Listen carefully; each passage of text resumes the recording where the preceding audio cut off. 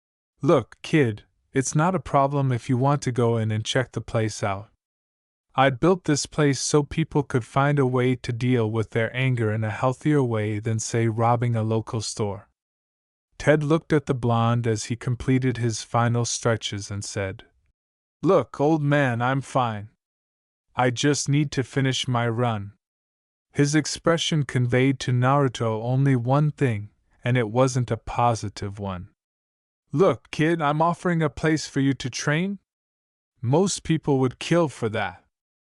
Now quit being a stubborn little idiot and come in here and show me what you got. Ted remarked as he opened the entrance to the training facility. For once, Naruto allowed himself to feel normal as he gazed at the elderly man. All right, fine, old man. I'll come in, but just for a little while. Good. I'm Ted Grant. What about you, kid? My name's Naruto. Not kid. Ted simply opened the door with a cheeky smirk, giving Naruto a clear view of the space for the first time.